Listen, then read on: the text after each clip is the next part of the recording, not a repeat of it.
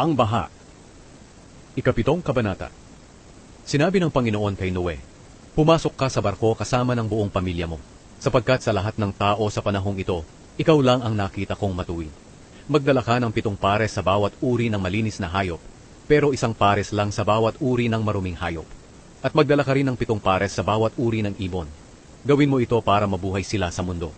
Sapagkat pagkatapos ng 7 araw mula ngayon, magpapaulan ako sa buong mundo, sa loob ng 40 araw at 40 gabi, para mamatay ang lahat ng nilikha ko." Sinunod ni Noe ang lahat ng iniutos ng Panginoon sa kanya. Nasa 600 taong gulang na si Noe nang dumating ang baha sa mundo.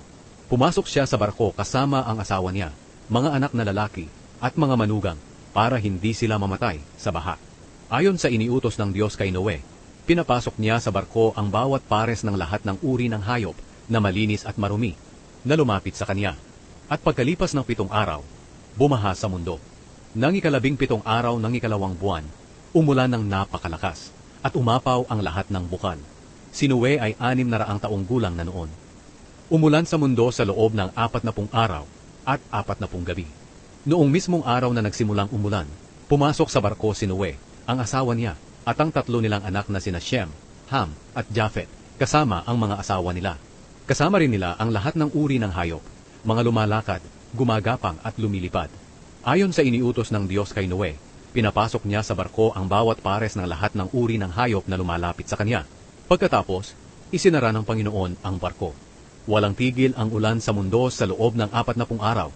Tumaas ang tubig hanggang sa lumutang ang barko.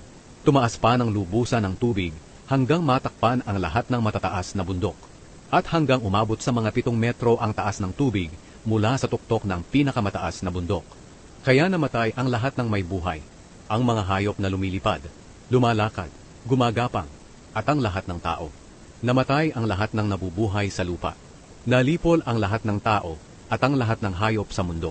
Si Noe lang at ang mga kasama niya sa loob ng barko ang hindi namatay. Bumaha sa mundo sa loob ng 150 araw.